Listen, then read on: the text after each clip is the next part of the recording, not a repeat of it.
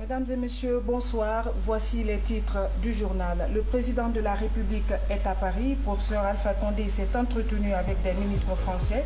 En toile de fond, le renforcement de l'axe de coopération Conakry-Paris. Mise en place d'un document de politique nationale sur la protection sociale en Guinée.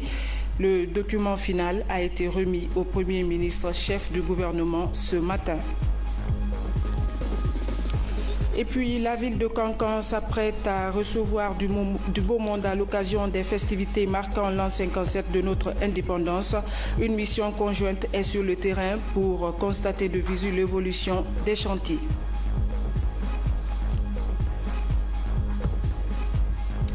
Mesdames et messieurs, bonsoir. Le président de la République est à Paris. Professeur Alpha Condé s'est entretenu ce matin avec les ministres français de l'énergie, de l'environnement et des affaires étrangères. Les échanges ont porté sur l'énergie et le renforcement de l'axe de coopération Conakry-Paris. Sanassi Keita, envoyé spécial. L'état d'avancement du projet sur les énergies renouvelables en Afrique. C'est le principal sujet au menu de cet entretien entre le président de la République et Ségolène Royal, ministre de l'Environnement, de l'Énergie et de la Mer, chargé des relations internationales sur le climat. Une réunion très importante avec le président Alpha Condé sur l'avancée du projet sur les énergies renouvelables en Afrique, parce que vous savez que c'est le président Alpha Condé qui est responsable du pilotage de cette opération qui a été décidée pendant la COP21 et pendant la COP22, la conférence de Paris sur le climat. Donc nous avons maintenant une liste des projets à partir de rapports que j'ai fait pour l'Organisation des Nations Unies. Et il y a l'antenne qui a été mise auprès de la Banque africaine de développement. Et donc maintenant, on est en train de finaliser les différents projets pour les rendre opérationnels et pour qu'ils puissent être annoncés par le président Alpha Condé lors de la réunion de l'Union africaine d'Addis Abeba. Les regards sont donc tournés vers Addis Abeba, la capitale éthiopienne, au siège de l'Union africaine en janvier 2017. Objectif, annoncer tous les grands projets énergétiques africains retenus en vue de leur financement rapide. Juste après cet entretien, c'est le ministre des Affaires étrangères de la République française qui est reçu en audience par le chef de l'État. Les questions énergétiques, sanitaires et agricoles étaient au menu de ces échanges entre professeur Alpha Condé et Jean-Marc Ayrault. Objectif, renforcer l'axe Conakry-Paris. À Conakry, lancement ce matin des travaux sur la politique nationale de protection sociale. Durant 3 jours, les experts nationaux et internationaux vont débattre des projets susceptibles de lutter contre la pauvreté en Guinée. Le point avec Adi Camara. C'est un forum régional sur la protection sociale. L'objectif est d'impulser le développement social et économique de la Guinée à travers la production d'une politique nationale de la protection sociale, un document dont les travaux d'élaboration ont débuté en 2014. L'initiative est du ministère de l'Action sociale, de la promotion féminine et de l'enfance.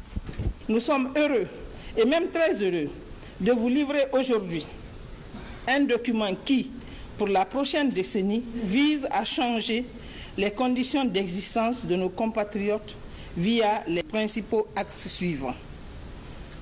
Sécurité sociale, accès au travail et à un emploi décent, l'accès aux services de la santé et de l'éducation, l'accès à la sécurité alimentaire et à la nutrition. Cette initiative trouve son fondement dans la réalisation et la promotion du droit à la sécurité sociale inscrite dans la Constitution guinéenne, ainsi que dans la Déclaration universelle des droits de l'homme et diverses autres conventions et instruments internationaux. Durant 3 jours donc, experts nationaux et étrangers vont se pencher sur la prise en charge des personnes les plus vulnérables, les droits à la protection sociale, la consolidation du capital humain, tout en améliorant l'accès aux services sociaux de base. La protection sociale est un important objectif stratégique dans la mission du BIT que constitue l'agenda du travail décent. Les autres objectifs de cet agenda étant la création d'emplois, les droits au travail et le dialogue social. Les défis qu'imposent l'adressage et le traitement de la malnutrition chronique, des questions de sécurité alimentaire, nous demandent, nous tous, d'avoir des actions synergiques afin d'offrir aux plus pauvres non seulement les services de base, mais leur offrir la possibilité de devenir des agents économiques du développement de ce pays. Le gouvernement attache du prix à la protection sociale. C'est pourquoi il soutient et participe activement au renforcement des capacités des cadres et institutions. L'élaboration de la politique nationale de protection sociale s'inscrit dans le cadre de la lutte contre la pauvreté et de la mise en œuvre de toutes les stratégies de réduction de la pauvreté. Sa mise en œuvre va contribuer efficacement à effacer les douleurs et les frustrations par l'instauration d'une justice sociale et d'une équité à travers l'accès pour tous à une couverture sociale. L'obtention d'un document de politique de protection sociale qui aide les citoyens à résister aux chocs et risques exogènes, épidémies, catastrophes, calamités et insécurité sociale, sans oublier toutes les autres formes de vulnérabilité, est certes une bonne nouvelle. Toutefois, une bonne politique, pour sa mise en œuvre, nécessite des ressources constantes. L'équipe du comité interministériel, appuyée par les partenaires techniques et financiers, est en train de travailler sur les possibilités de financement de la protection sociale. L'occasion était opportune pour la ministre de l'Action sociale, de la promotion féminine et de l'enfance, Sanaba Kaba, de remettre officiellement et solennellement au Premier ministre chef du gouvernement Mamadi Yula la toute première politique nationale de la protection sociale pour appréciation. Justement, l'action est saluée par le Premier ministre chef du gouvernement. Mamadi Yula a mis l'occasion à profit pour inviter les partenaires techniques et financiers à soutenir son combat pour la mise en place d'une protection sociale inclusive en Guinée. Suivez un extrait de sa déclaration. Il m'est particulièrement agréable de présider les travaux d'une rencontre qui, dans son intitulé, fait la promotion du programme de société du président de la République, le professeur Alpha Condé, à savoir l'inclusion de tous les Guinéens, indépendamment de leur âge, de leur sexe, de leur statut social ou de leur secteur d'activité.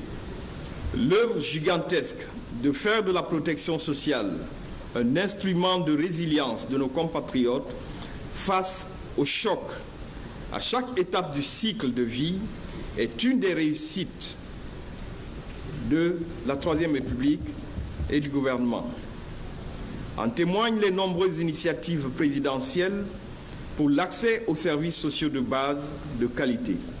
Je traduis ici la satisfaction du gouvernement à la suite de l'obtention d'un document qui, correctement mis en œuvre, servira de rempart contre la pauvreté et la vulnérabilité auxquelles sont confrontées de nombreuses entités sociales. Je m'engage à en faire une action et une priorité de notre gouvernement. L'application de cette future loi de protection sociale requiert la participation de toutes les parties prenantes de la nation. Le gouvernement, pour sa part, prendra les dispositions nécessaires en vue de l'application de cette loi en tenant compte des moyens de l'État qui restent limités au regard de ses nombreuses obligations. En conséquence, j'en appelle au sens civique du secteur privé, fortement représenté à ces assises, pour participer au financement de la protection sociale. La même invite s'adresse aux partenaires techniques et financiers qui doivent accepter de réviser à la hausse leurs allocations au bénéfice de la protection sociale, tout en réduisant les coûts d'assistance technique. Et pour apporter plus de précision à ce sujet, nous recevons sur ce plateau Mme Sanaba Kaba. Elle est la ministre de l'Action sociale, de la promotion féminine et de l'enfance. Bonsoir Madame la ministre. Bonsoir. Merci à vous d'avoir répondu à notre invitation. Nous venons de le voir, la Guinée a désormais un document sur la politique nationale de protection sociale. En clair, qu'est-ce que cela voudrait dire Madame la ministre? Merci beaucoup. Une politique de protection sociale, c'est les dispositions mises en place par le gouvernement et ses partenaires pour l'atténuation des risques auxquels les populations sont confrontées ainsi que les chocs, surtout les populations les plus vulnérables et les plus démunies. Et qu'est-ce qui va changer dans la vie des populations? Ce qui va changer dans la vie de la population, il faut dire qu'aujourd'hui, la couverture sociale dans notre pays est de 6%. Notre département ambitionne avec cette politique de protection sociale à atteindre 20% de couverture sociale, à favoriser l'accès au travail et à favoriser l'emploi décent pour toutes les couches vulnérables de notre pays. En plus de cela, nous ambitionnons l'amélioration des conditions de vie des populations les plus pauvres et les plus démunies et favoriser l'accès aux services sociaux de base, la santé et l'éducation, mais surtout l'accès à une alimentation saine et à la nutrition. Cette couverture sociale va toucher plus concrètement les personnes démunies. Cette politique va toucher plus concrètement les personnes les plus démunies pour les 5 prochaines années arrivées. Ok. Et quelles sont vos sources de financement? Bon, les sources de financement, le Premier ministre, chef du gouvernement, l'a dit aujourd'hui que cette politique va s'inscrire dans les priorités du gouvernement. Inscrire une politique dans les priorités du gouvernement, ça veut dire que nous devons avoir un budget conséquent. Donc nous plaidons pour la création d'un fonds de protection sociale qui va être appuyé par le financement des partenaires techniques et financiers. Mais surtout, nous comptons sur le secteur privé et nous comptons aussi sur les financements innovants. Pour pouvoir accompagner le projet. Merci Madame la Ministre d'avoir répondu à notre invitation. Merci beaucoup. Dans la foulée, la conférence régionale des réseaux des femmes africaines, ministres et parlementaires de la CEDEAO, a ouvert ses portes ce mercredi à Conakry. Plusieurs pays prennent part à la rencontre. L'objectif est de trouver des solutions pour la promotion de la femme dans la sous-région. Reportage Bernard Tonguidou. 3 jours de réflexion, 3 jours de proposition des solutions sur les questions des femmes et de démographie. Les femmes ministres parlementaires d'Afrique francophone travaillent pour définir un plan d'action commun afin de mieux défendre les questions de genre. Cette rencontre devrait permettre de fixer le contenu et les modalités de la contribution des femmes dans la lutte contre les violences basées sur le genre, la mortalité maternelle et infantile et l'amélioration des dividendes démographiques. L'objectif de cette conférence, c'est de définir comment est-ce qu'on peut procéder à une adéquation entre notre population et nos moyens en investissant sur les jeunes. Et pour cela, nous travaillons sur une déclaration de Conakry. Cette déclaration de Conakry qui va être accompagnée par une feuille de route concertée régionale, parce que notre rôle est d'influencer les lois, les programmes et les politiques, d'aider les gouvernements à mieux cerner les questions. Pour mieux outiller les organisations membres du REFAMP, plusieurs thèmes sont abordés dans les exposés. Le mariage précoce, les mutilations génitales féminines, l'éducation et l'emploi des jeunes pour accroître le dividende démographique dans la sous-région. Aujourd'hui, la rencontre, c'est une rencontre très importante pour nous autres femmes parlementaires, pour créer une synergie qui nous permet de mener des actions à bien et surtout le rôle de plaidoyer que effectivement les parlementaires et les ministres peuvent avoir. Depuis 10 ans, tous les réseaux sont en berne, donc on doit trouver les problèmes et trouver le diagnostic et voir les solutions à adopter pour redynamiser nos REFAMP réciproques. La conférence régionale des réseaux des femmes africaines, ministres et parlementaires de la CEDEAO, se veut une plateforme de plaidoyer pour la cause de la femme dans tous les États. Les délégations présentes à Conakry s'engagent à faire appliquer dans leurs pays respectifs les recommandations qui seront adoptées par la rencontre de Conakry. Le ministre de la Santé à l'offensive pour la relance du système de santé post-Ebola. L'évaluation des besoins a déjà débuté dans les districts sanitaires de Dabola, Kouroussa et Kankan. Le ministre entend faire connaître au corps médical de ses préfectures les priorités de son département. Explication, Sori de Kera. Depuis la fin de la crise sanitaire Ebola, les autorités guinéennes et les partenaires s'activent pour une relance effective du secteur. La réussite de cet ambitieux projet passe par l'évaluation des besoins aux différents niveaux de la pyramide sanitaire. Dans les districts de Dabola, Kouroussa et Kankan, le constat révèle la vétusté et l'insuffisance de certains équipements, l'utilisation irrationnelle des ressources humaines entre les zones rurales et les centres urbains. La plupart de ces structures ont surtout en commun l'inadaptation des infrastructures hospitalières. Infrastructure, comme vous le voyez, le bâtiment Vessus date de 1963 et n'a bénéficié que de 2 restaurations. Depuis lors, rien. Et quant au personnel, nous évoluons avec 4 titulaires seulement. Pour tout le centre, la population est de 40 335 habitants. Nous avons engagé 45 contractuels qui ne s'occupent que de l'assainissement de l'hôpital, mais nos efforts sont souvent méconnus parce que vous nettoyez le matin, d'ici le soir, la poussière a envahi un peu partout. Or, ce qui se passe, c'est que l'hôpital est vaste. Après, donc, c'est l'hôpital régional de Kankan.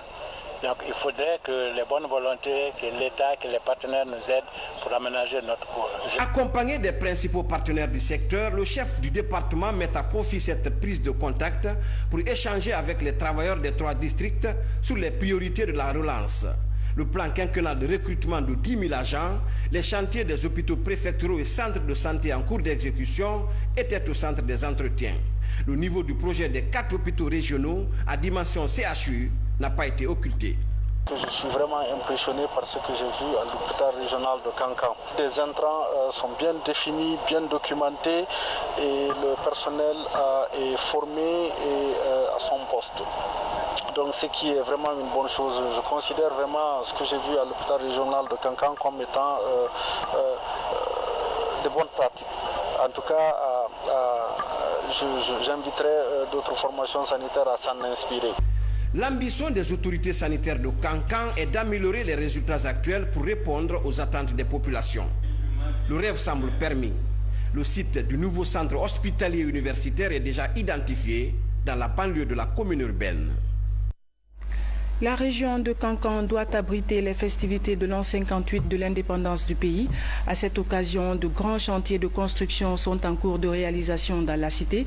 Déjà, une mission conjointe du ministère de l'administration du territoire et des grands projets est sur place pour évaluer le niveau d'exécution des travaux. Reportage Mohamed Lamine Camara. Kéréouané, la cité d'Almami Samori Touré a constitué la première étape de la mission d'évaluation des chantiers de la fête tournante du 2 octobre dans la région de Kankan. Ici, la délégation a quasiment fait le tour des actions programmées. De la gare routière au marché central, en passant par le commissariat, la gendarmerie, la résidence du préfet, le bloc administratif, le logement des fonctionnaires et plusieurs autres chantiers. Dans cette préfecture, la quasi-totalité des projets sont achevés. Le constat se révèle satisfaisant. Mais le délai butoir est donné aux entreprises qui traînent encore le pas. Pour ceux qui ont connu cette ville il y a 2 ans, il y a 3 ans, ils vont perdre entièrement leurs repères aujourd'hui quand ils vont arriver à Kéréouané. Les infrastructures d'intérêt public. D'abord, dans le cadre de la restauration de l'autorité de l'État, toutes ces choses nous amènent à dire que le président de la République mérite d'être accompagné dans son programme de société. Les infrastructures que nous avons visitées, je dois vous avouer, sont de bonne qualité. Ont été réalisées dans les règles de l'art, solidement faites, et elles se présentent très bien. Par contre, il y a un certain nombre d'infrastructures, notamment le bloc administratif, qui n'est pas encore terminé, mais pour lequel nous avons eu des discussions chaudes avec l'entrepreneur, qui s'engage d'ici le 25 à nous remettre les clés. Cette visite conjointe dans les chantiers de Kéréouané a permis aux entreprises de recenser plusieurs défaillances. Elles promettent de les corriger et même achever les travaux avant le délai retenu par la délégation. On a donné un délai de 7 jours. D'ici le lundi prochain, nous allons rendre les clés au préfet et devant les autres autorités, les membres des autorités de la place de Kéréouané. Cette mission du ministère de l'administration du territoire et l'administration des grands projets va s'élargir sur toutes les autres préfectures de la région de Kankan. Après l'étape de Kéréouané, la délégation a mis le cap sur Mandiana. Conakry abrite depuis hier les travaux de la 10e session du conseil d'administration de l'Académie régionale des sciences et techniques de la mer. En marge donc de cette rencontre de haut niveau, les administrateurs des 15 pays membres ont planché sur la sécurité maritime et la lutte contre la piraterie dans la région. Le point avec Valérie Talimané. Les eaux des États de l'Afrique de l'Ouest et du Centre sous menace de pirates. Pour faire face au phénomène, les administrateurs maritimes développent leurs capacités au niveau national afin de favoriser une synergie d'action inter-États. L'initiative vise à lutter contre la piraterie dans la région. Autre mesure, un projet relatif à la planification d'urgence est mis en place. Il permettra de combattre les agressions au large des mers. Les simulations organisées par l'OMI consistent à essayer de mettre en place un dispositif sécuritaire permettant aux autorités maritimes et portuaires de se préparer à un éventuel incident qui surviendrait en la matière. Et il est important que le système de sécurité et sûreté soit de mise dans nos eaux parce qu'on peut être victime d'attaques d'un moment à l'autre. Cette experte de l'Organisation internationale de la marine échange avec les cadres de la Guinée. Il s'agit de déterminer le meilleur moyen d'appuyer l'action menée par le pays en vue de renforcer ses services de garde-côte. Dans le cadre de l'OMI, on parle plus de sûreté et de sécurité parce que quand on parle de sûreté maritime, il y a la navigabilité qui est un facteur très important et qui découle de la sécurité. Et on a également une partie qui est conférée au code ISPS et qui parle de la sûreté. Mais on ne peut pas, l'un ne peut pas partir sans l'autre parce qu'il y a des dispositions qui doivent être prises tant au niveau sûreté et au niveau sécurité pour que vraiment qu'il y ait en tout cas la mise en place des mesures pour faire face à une certaine menace ou bien à certains risques qui existent. Vous savez, quand on dit port, il faut la sûreté et la sécurité des installations portuaires et des navires pour que le port soit fiable, pour que les armateurs desservent un port sans problème, sans qu'il n'y ait de surcharge. Il faut que la sûreté et la sécurité soient bien renforcées. À travers des exercices de simulation sur table, les pays membres de l'OMI devraient être capables d'élaborer des stratégies maritimes et développer leur secteur de manière durable. Ils devraient ainsi répondre aux exigences du droit international de la mer par la qualification des ressources de transport, de la pêche et de fonds marins. Sécurité à Mamou, bientôt la mise en place effective d'un centre des opérations. Il s'agit d'une cellule régionale pour coordonner la lutte contre la criminalité et les coupeurs de route. Le haut commandant était récemment dans la région pour une prise de contact avec toutes les parties impliquées. On en sait plus avec Alia Kamara. Mamou, une localité à la fois importante et exposée à cause de la taille du trafic routier qu'elle enregistre. Sa position géographique en fait un véritable carrefour, une situation qui attire de nombreux bandits de grands chemins érigés aujourd'hui en coupeurs de route. Le phénomène est récurrent et nécessite un redoublement d'efforts sur le plan sécuritaire, comme le réclament les autorités. Cette lutte est une dimension très importante parce qu'elle permet de renforcer la quiétude et la paix dans notre cité. Mais aussi et surtout, elle va faciliter le mouvement des citoyens et de leurs biens en toute tranquillité. Et ce qui permettrait davantage de restaurer l'autorité de l'État. Nous sommes très contents, le préfet et moi, d'avoir reçu le commandant de la gendarmerie. Il l'avait fait il y a une dizaine de jours. À cause du banditisme qui prévaut, la criminalité, la grande criminalité de la région. Et aujourd'hui, il se trouve dans nos murs. C'est encore de l'assurance que nous avons eue et que nous aurons encore davantage. C'est pour mieux lutter contre les coupeurs de route et l'insécurité généralisée qui règne dans la région que le haut commandant de la gendarmerie nationale, directeur de la justice militaire, vient mettre en place un centre d'opération. Il s'agit d'une cellule composée de tous les corps habillés pour relever le défi de la sécurité.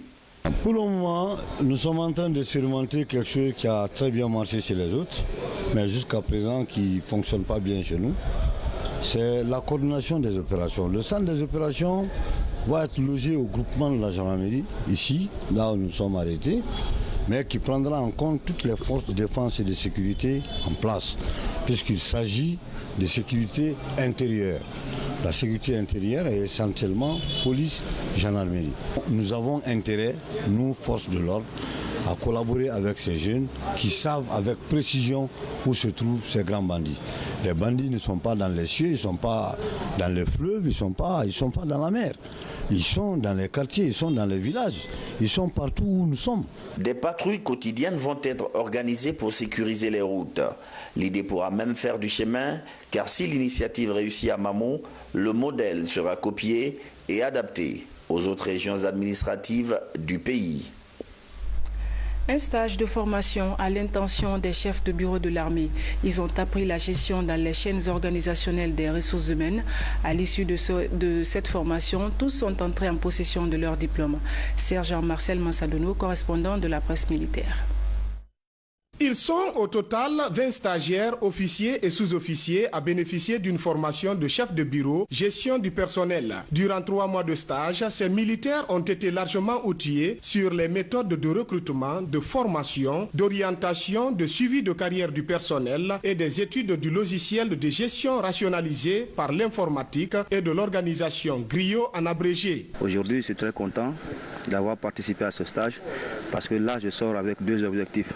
Un, aller au niveau des régions militaires, des bataillons, des compagnies, ainsi de suite, coordonner, diriger les activités des différents traitants RH. Vous, récipiendaires, sachez que ce diplôme n'est pas un ornement, mais un document qui atteste que vous avez acquis des connaissances minimum nécessaires qui vous permettront de vous inscrire efficacement dans l'objectif de la modernisation des forces de défense et de sécurité. Fruit de la coopération franco-guinéenne, cette formation s'inscrit en droite ligne du processus de la réforme du secteur de sécurité prôné par les autorités de la Troisième République. À l'issue de ce stage, ces gestionnaires seront désormais des conseillers ressources humaines des différents commandants d'unité. La qualité de gestion de carrière de tout le personnel militaire est dans vos mains et votre qualification en dépend.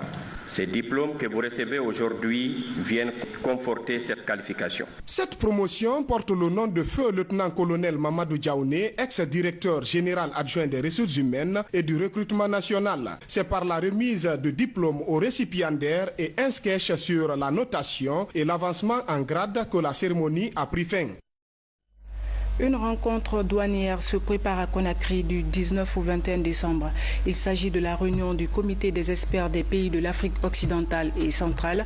Avant ce rendez-vous, le directeur général des douanes a animé une conférence de presse sur les enjeux de cette rencontre.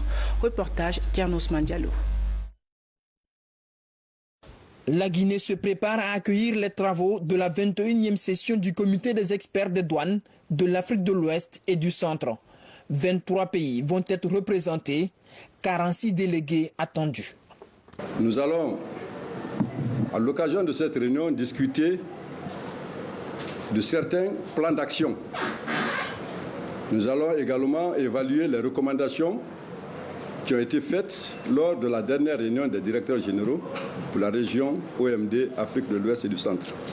Donc les pays seront classés en fonction de ce qu'ils ont fait et ce qui permet à chaque pays de voir quel est le rang qu'il occupe.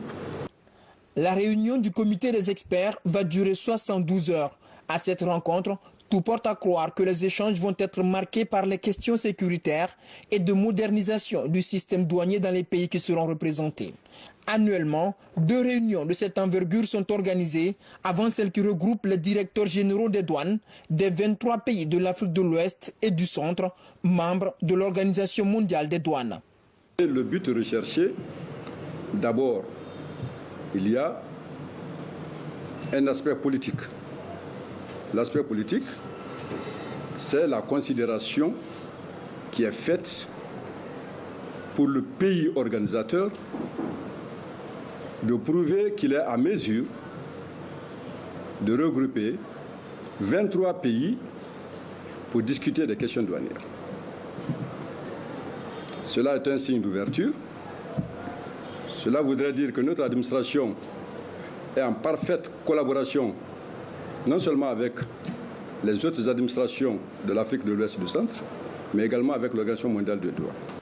La 21e session du comité des experts des douanes de l'Afrique de l'Ouest et du Centre va intervenir en Guinée alors que la douane nationale est en pleine mutation avec la création d'une division chargée du renseignement et de l'analyse des risques, la DRAROC. Une réforme soutenue par un programme de modernisation avec l'avènement du dédouanement par Internet et la formation militaire des agents. Des réformes qui seront sans doute présentées aux autres pays.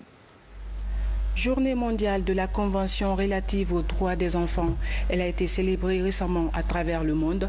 En Guinée, l'événement a été consacré à la formation des députés juniors. À cette occasion, ces derniers ont fait un plaidoyer pour amener les décideurs à intensifier les actions de lutte contre l'abandon des enfants. Reportage Gamo Kaba, Fatimatou Diallo. Ils sont sensibilisés sur le contenu de la Convention relative aux droits des enfants. Les députés juniors s'approprient les prérogatives que leur accorde ce document ratifié par tous les États membres des Nations Unies. En Guinée, la question est parmi les priorités du gouvernement. Les décideurs à tous les niveaux sont sensibilisés sur le respect des droits des enfants et la protection de ces derniers contre toutes les formes de violence physique et morale. C'est une grande fierté pour moi de faire savoir aux enfants de ma préfecture qu'il y a ici un document qui les protège. On a un système qui est mis en place qu'on appelle le système de protection de l'enfant et de la femme en Guinée, il y a tous les droits qui sont déclinés des enfants dans ça et nous avons ce CIPEG-là est représenté par tous les services étatiques qui peuvent vraiment nous aider à protéger les droits des enfants, y compris les ONG et autres acteurs de protection de l'enfant. À Kindia, la campagne de sensibilisation touche les organisations non gouvernementales. Elles sont interpellées à s'investir dans la lutte contre la violation des droits des enfants. L'opération mobilise plusieurs établissements secondaires venus témoigner leur gratitude aux institutions nationales et internationales pour l'intérêt qu'elles accordent à la cause des tout-petits. Aujourd'hui, c'est une journée franchement symbolique pour moi. En tant qu'acteur de la protection, c'est franchement une occasion pour moi de parler beaucoup de thématiques qui sont liées à la protection des enfants. Si nous prenons par exemple les MGF, c'est-à-dire la mutilation génitale féminine, c'est quelque chose franchement que ça se passe beaucoup dans la préfecture de Kindia.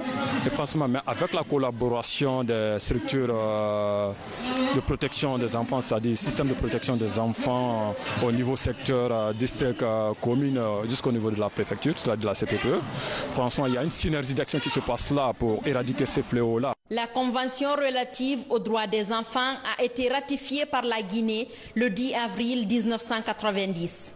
Une démarche qui engage le pays à œuvrer pour le respect de la promotion des droits des enfants. Voilà, mesdames et messieurs, c'est la fin de cette édition. Merci à vous de l'avoir suivi. Excellente soirée en compagnie de nos programmes. Bonsoir et à demain.